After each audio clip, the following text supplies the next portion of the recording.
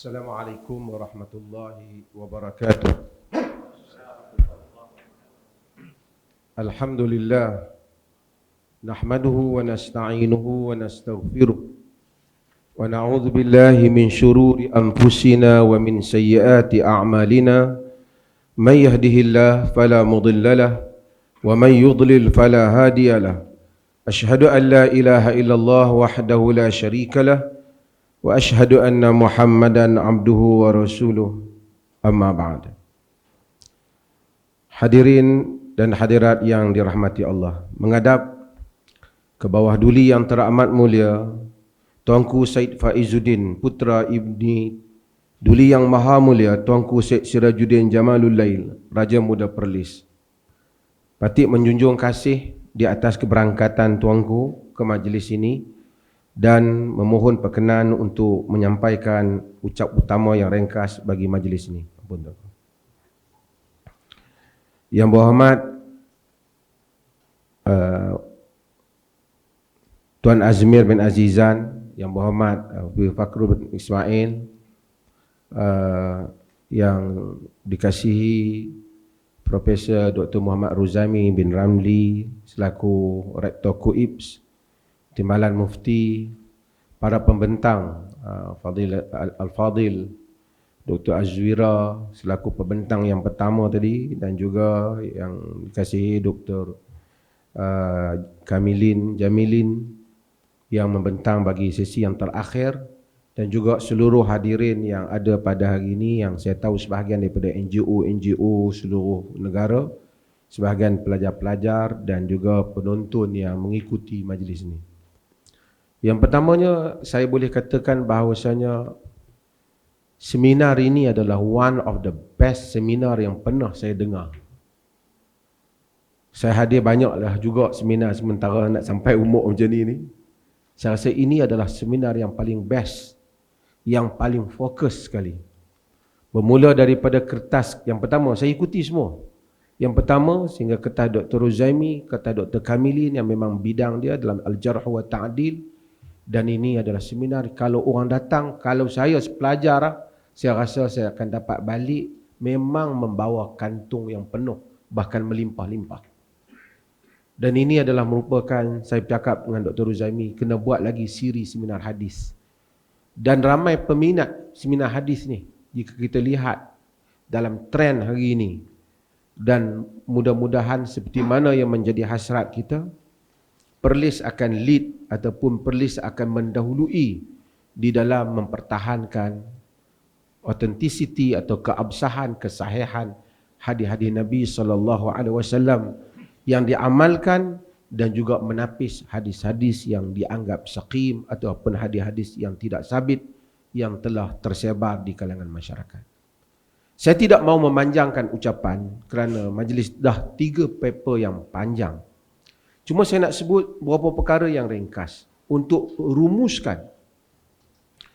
Kalaulah Nabi SAW ada di hadapan kita sekarang, maka isunya tak banyak pertikaian. Kalau kita berbeza, kita tanya Nabi, ya Rasulullah, betulkah Rasulullah kata macam ni?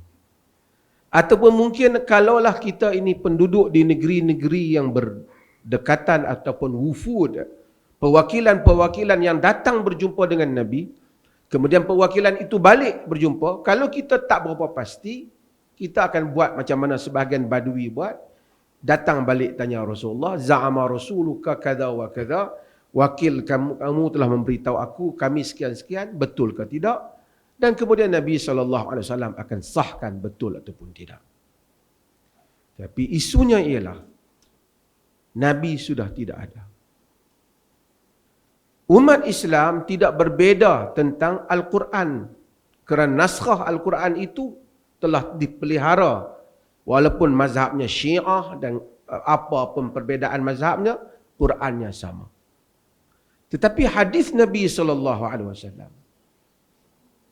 begitu banyak tersebar sehingga mengelirukan. Itu yang kita dengar, dia ni hafal 100,000 hadis. Bahkan saya pernah mendengar orang yang berjawatan, mufti juga menyebut, gurunya menghafal 1,000,000 hadis. Seperti mana kata Ibnu Jauzi, kat mana tu nak ambil tu? Kalau dia boleh datangkan 50,000 pun dah banyak. Maksudnya begitu tersebar hadis-hadis yang palsu dan ramai orang mendakwa Nabi berkata. Kerana mendakwa Nabi berkata ini dan membawa apa yang Nabi kata ini mempunyai beberapa perkara. Yang pertamanya, mungkin orang tu memang nak tahu Nabi kata apa dan orang bagi tahu dia. Dia pun suka kalau Nabi kata. Dia amalkan benda mungkin benar, mungkin tak benar. Kedua, mungkin dia create, mencipta hadis-hadis yang palsu. Hadis-hadis yang palsu ni juga mempunyai banyak tujuan. Sebahagiannya tujuan baik. Kononnya nak bagi kesedaran pada orang, maka buat hadis-hadis tentang fadilat Quran, fadilat itu, fadilat ini yang tak sabit. Sebahagiannya kerana tujuan politik, seperti mana kita tahu dalam sejarah pembikinan hadis palsu. Dan sebahagiannya kerana ahli-ahli perniagaan. Maka banyak hadis-hadis yang tersebar di kalangan masyarakat. Jahabis, seperti mana yang disebut oleh Ibnu Salah, yang datang jago-jago hadis, yang datang untuk menghadapi bagaimana nak menapis hadis ini. Dan itulah seminar yang kita buat pada hari ini. Bagi memenuhi maksud apa yang Allah nyatakan. Ya ayyuhallazina amanu, in ja'akum fasiqum binaba'in fatabayyanu. Wahai orang-orang yang beriman, apabila datang kepada kamu orang fasik, maka kamu hendaklah selidiki. Dalam nak menghukum manusia, mesti menyelidik latar pembawa berita.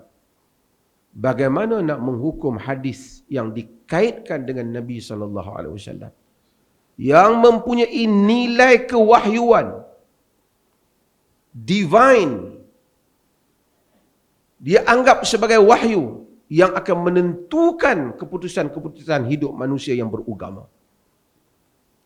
Perlu kepada satu semakan. Dan para sahabat radhiyallahu anhum ajma'in, seperti mana kita tahu, Anas berapa lama menjadi khadam Nabi SAW. Sejak ibunya Ummu Sulaim bawa pada Nabi. Tapi pun begitu, apa kata Anas? Laula anni akhsha an ukhti'a lahaddathukum bi asya'in sami'tuha min Rasulillah sallallahu alaihi wasallam.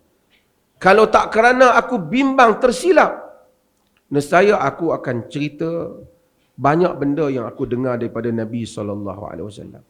Tapi oleh kerana Nabi sallallahu alaihi wasallam, aku dengar Nabi kata, man kadzaba alayya muta'ammidan falyatabawwa maq'adahu minan nar. Siapa yang bohong menggunakan namaku dengan sengaja, siap tempat duduk dalam api neraka. Dan Allah takdirkan, seperti mana yang kita tahu, satu-satunya hadis yang menjadi contoh dalam semua kitab hadis, mutawatir lafzi, mutawatir lafaz, hadis ni lah.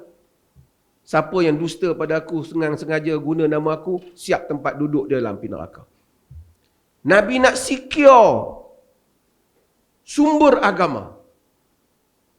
Pun begitu, kita dapati berapa banyak hadis-hadis palsu yang berlaku. Hari ini apabila tersebut jaga hadis palsu, ada orang kata, orang dah duk baca dah hadis tu, takkan ulama-ulama tak tahu pula.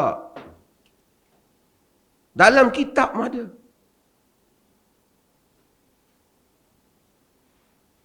Zaid bin Arqam, sahabat Nabi SAW. Berapa banyak dia bersama dengan Nabi SAW. Abdul Rahman bin Abi Layla, tabi'i, banyak riwayat daripada para sahabat. Sekurang-kurangnya 25 ataupun lebih, 100 lebih dia, 120 sahabat dia dengar. Bila orang tanya dia, minta dia kata, hadithna an Rasulillah. Bacalah hadis daripada Rasulullah SAW. Apa dia kata? Kabirna wa nasid. Wa hadithu an Rasulillah sallallahu alaihi wasallam syadid. Dalam riwayat Ibn Majah. Dia kata, aku pun dah tua dah, lupa pun banyak. Hadis Nabi ni berat. Dia tak bagi tahulah apa yang kau dengar daripada Nabi.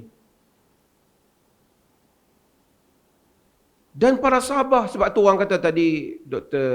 Kamilin sebut, Dr. Ruzaimi sebut, Dr. Azwira pun sebut. Orang kata siapa yang mula cek ni, pastikan dia. Semua kita tahu, antara orang yang awal buat semakan ni lah Abu Bakar Siddiq. Tentang miras sudus 1/6. Yang mana dia tanya, siapa yang dengar? Siapa yang, Mughirah bin Syu'bah menyatakan sami'tu min Rasulillah a'taha sudus. Dia kata a'taha sudus, Nabi bagi 1/6. Abu Bakar tanya, siapa lagi tengok bersama engkau? Muhammad bin Maslamah jadi saksi. Pada Mughirah bin Syu'bah lah sahabat Nabi. Tapi Abu Bakar nak pastikan dia tak silap dalam dengar tu. Siapa jadi saksi? Dan kita juga tahu dalam hadis Abu Musa al-Asy'ari yang pergi ke rumah Umar bin Khattab radhiyallahu anhu, yang jadi contoh dalam semua kita hadis. Bila dia bagi salam 3 kali Sayyidina Umar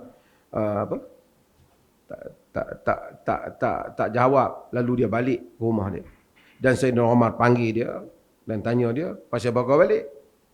Dia kata kerana dia dengar Nabi SAW, idza sta'zana ahadukum salatan falam yu'dhan lakum fala yarji'. Hadis riwayat Bukhari. Jika kamu minta izin 3 kali, orang tak izin, baliklah, Nabi kata. Apa dia kata? La tuqimanna alayya bi bayyinah. Bagi aku bukti, bagi aku bukti. Siapa dengar lagi hadis ni, kata Umar. Imam Nawawi bahas panjang bab ni. Adakah Umar tak percaya kepada Abu Musa al-Asy'ari?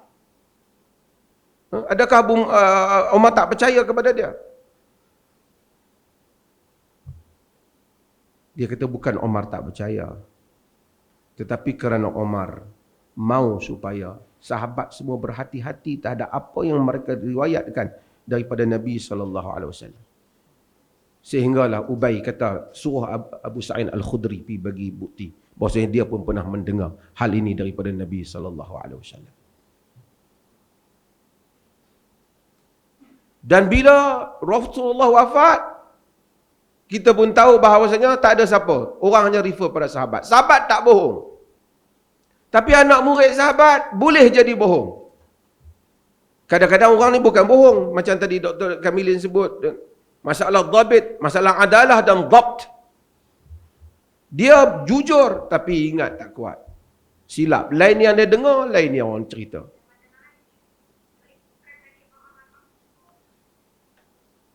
Dan para ulama, dan tadi saya dengar Dr. Rora baca riwayat Ibnu Abbas, apabila Bushair Al-Adawi pergi baca hadis kat Ibnu Abbas. Padahal Bushair ni adalah faqih. Dia baca riwayat pada Ibnu Abbas dan Ibnu Abbas buat tak tahu kepada apa yang dia baca. Itu yang dia kata. Dia kata hadis Nabi pun dia tak buat tak peduli. Macam tadi dia kata kunna marrah idza sami'na rajulan yaqul qala Rasulullah sallallahu alaihi wasallam ittabdarathu absaruna wa asghayna ilayya bi adhanina.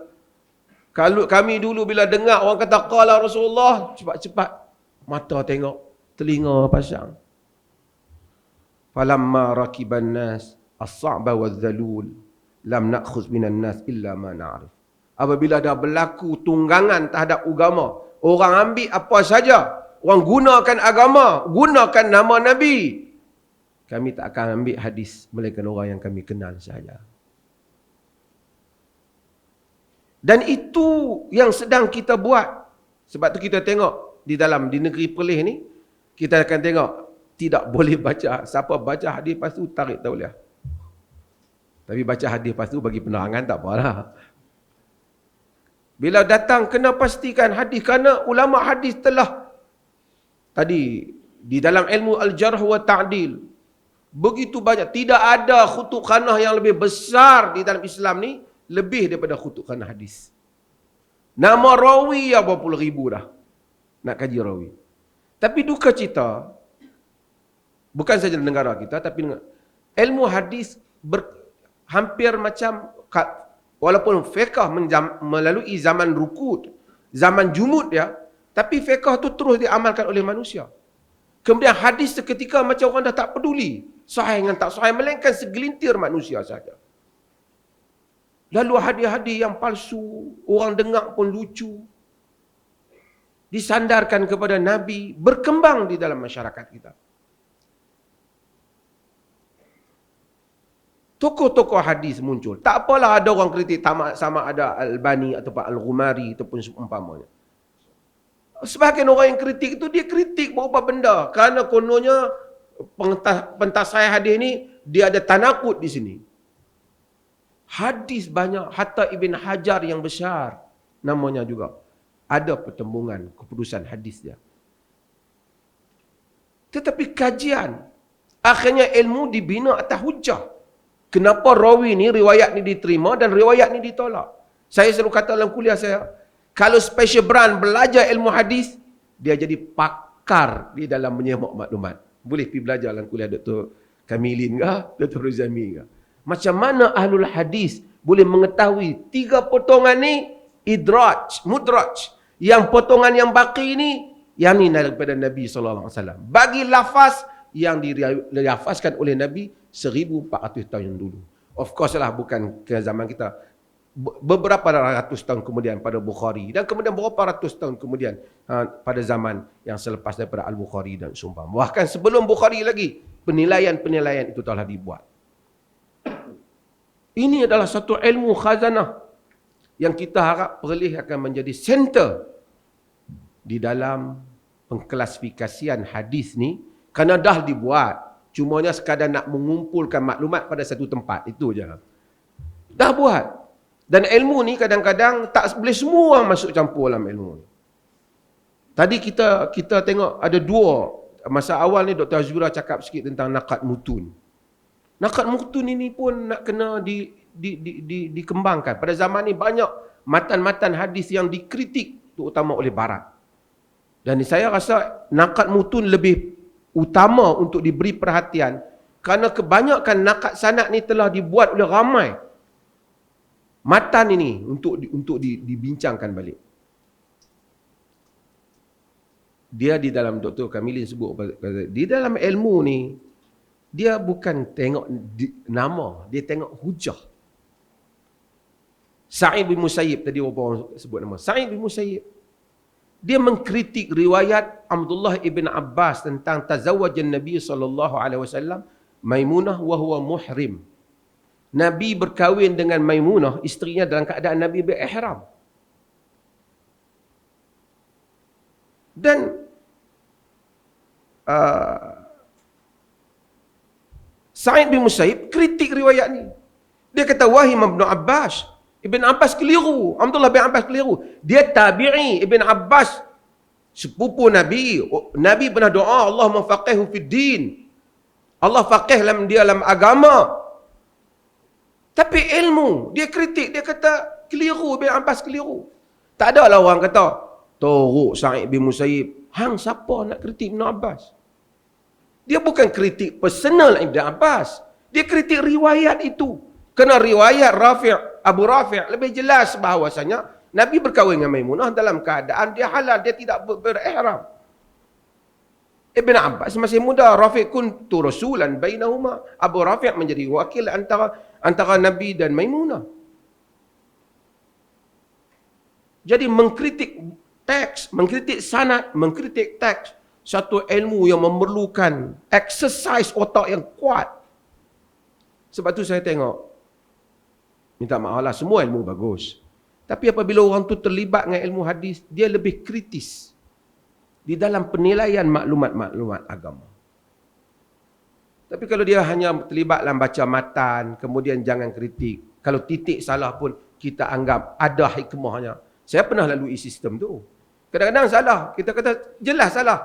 Tapi guru kita kata jangan kata salah. Sebab kita tak tahu hikmah dia. Come on lah. Ya, manusia bukan malaikat. Orang yang Jabal, hatta Zuhri, Ibn Shihab ke siapa, ada kemungkinan masa-masa berlakunya waham di dalam riwayat. Berlaku kekeliruan di dalam riwayat. Sebab itu maka, kerana menghimpun riwayat, kan? Idza rawaita faqammis wa idza haddatsa Idza katabta faqammish wa idza haddathta fafattish. Jadi bila ulama hadis dia himpun semua apa kitab hadis dia himpun semua. Tapi man asnada faqad ahalat. Siapa yang telah bagi sanad, dia bagi tahu kat kita, kita kena cek hadis tu. Tak samalah Sunan Ibnu Majah dengan Sahih Bukhari. Tadi Dr. Zami sebut juga tentang beberapa hadis yang muntaqadah dalam Sahih Bukhari dan Muslim. Itu pun satu ilmu yang kadang-kadang kalau orang dengar, Sahih Bukhari pun dia pun nak kritik. Dia bukan bermula pada zaman ni, dia telah bermula pada zaman awal. Daruqutni telah melakukannya. Walaupun Ibn Hajar menjawab sebahagian daripadanya, tetapi takallaf dalam sebahagian jawapannya. Dan ini adalah ilmu yang besar yang kita mengharapkan terus kita belajar. Kesimpulan ilmu ni simple je. Nak tahu Nabi kata ke Nabi tak kata? Confirm ke ataupun tak apa pasti? Ataupun mungkin dia kata? Ataupun mungkin ada kekeliruan pada beberapa perkataan? Maka dengan itu ada kerja yang besar. Sebab tu insya-Allah mudah-mudahan KUIPS ni jadi pusat hadis. Ada kerja-kerja yang besar iaitu jam'ut turuq. Tadi Dr. Ruzaimi pun cakap, Dr. Kamilin cakap, menghimpunkan turuk hadis yang berbeza-beza mengenai satu-satu riwayat. Ini pun satu kerja yang. Tadi taftish an ahwalur ruwah. Cek latar rawi. Bukan nama dia, baca siqah, siqatus siqah. Bagi hukuman rawi itu tak sama. Kemudian nak tengok pula istilah Ibn Hajar macam mana, Ibn Hibban macam mana, rawi-rawi ni. Ibn Hatim istilah dia macam mana? Bila dia kata macam ni maksud apa?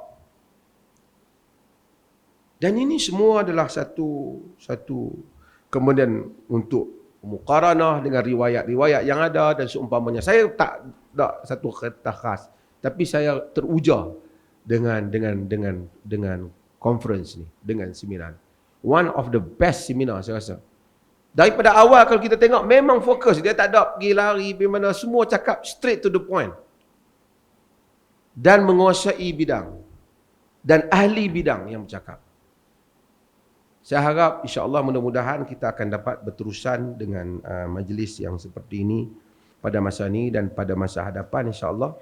Saya mula-mula ada 2-3 benda saya ingat nak bercakap, tapi bila saya dengar saya ikuti tadi, saya dengar kata tak payah urai lah. Ini semua dah cukup lah, diorang dah cakap. Cuma ada yang tidur ngandak ya, saya tak tahu. Kalau yang ada tidur tu tak tahulah. Dia kadang-kadang heavy sikit. Tapi otak kita mesti dibiasakan untuk exercise mendengar benar. Cuma yang akhirnya saya nak sebut, ini adalah senarai daripada program-program kita, seminar sepanjang dengan Pekenan Duli Yang Tak Makmulia Tuanku Raja Muda Perlis, telah mencadangkan untuk kita jadikan 2023 ni sebanyak mungkin seminar-seminar yang hebat di peringkat antarabangsa ataupun sekurang-kurangnya kebangsaan. So tuan-tuan akan mendengar seperti mana yang lepas, yang beberapa minggu yang lepas, tentang fiqh berurusan dengan Muslim dan berurusan dengan non-Muslim yang mendapat sambutan yang begitu besar. Yang ini pun besar sambutannya, kita telah hadkan kerana tak mampu menampung dewan ini dan kita pun buat agak cepat sikit yang ni. Dan banyak sampai saya beberapa pihak di Kedah, berbagai-bagai persatuan hantar dengan bas-bas datang setiap kali. Dia kata setiap kali seminar Perlis dia akan hantar bas. Kan? So sambutan yang baik alhamdulillah, dan kita akan tengok setiap bulan ada seminar-seminar yang besar di negeri Perlis ni. Dan boleh hadir dan ikuti. Nak menjadikan Perlis sebagai destinasi ilmu yang mana insya-Allah semua orang akan tahu kalau dengar untuk ilmu-ilmu yang dibahaskan lebih kepada berimpak tinggi dan ada keberanian, ketulusan, kejujuran, keberanian akademik datang ke negeri Perlis. Baru ni juga ada debate 6 jam, saya tengok ramai orang tunggu 6 jam debate. Bukan senang. Filem pun kita 3 jam kita tak larat tunggu dah. 6 jam tunggu debate. Tak tahu keputusannya, saya nak tanya Dr. Kamilin lah, belah mana. Pasal dia seorang je tak ulas lagi. So artinya lama debate, dan saya tadi dipahamkan kerana debate yang baru ni pun menyebabkan Ustaz Salman, Dr. Ruzami mendapat undangan ke Indonesia untuk membuat beberapa daurah sebab debate itu. Dan semua, saya pergi ke satu majlis yang besar di Indonesia pun, bila masuk ke Dewan, semua ahli-ahli Dewan tu daripada Indonesia, banyak negara pun kata, oh Perlis. So saya memang, bukan apa saya mengharapkan benar-benar Perlis dapat memainkan peranannya sebagai satu kota ilmu. Dan terima kasih banyak, menjunjung kasih atas keberangkatan Duli Yang Teramat Mulia Tuanku Raja Muda Perlis. Terima kasih juga kepada Yang Berhormat yang hadir. 3 Yang Berhormat hadir hari ini, 3. Saya rasa saya 5. Oh ya, sorry. Yang hadir, saya nak puji sikit lah kan. Bukan pasal kerajaan baru saya pun puji. Tapi saya beberapa kali majlis ilmu di bawah MAIP ni, kehadiran exco dan webi kerajaan baru ni sangat memberansangkan. Saya pun rasa macam terharu juga setiap kali datang dengan penuh. Datang kira nak dengar sekali lah kira. Baru ni debate yang panas pun, YB Azmir pun naik atas pentas juga berucap. Kan? Maksudnya suasana dan setiausaha kerajaan negeri pun tunggu sampai hampir debate separuh hari. Percuma dah ada majlis. Dan saya tanya macam mana YB, tak berat ke? Interesting. Perkara baru untuk tahu. So saya harap kita dapat ke arah pembinaan tamadun dan upgradekan pemikiran di negeri ini dan juga rakyat Malaysia keseluruhannya. Dengan semangat we lead, kita mendahului insya-Allah. Terima kasih banyak. Menjunjung kasih Tuanku, sekian. Wassalamualaikum warahmatullahi wabarakatuh.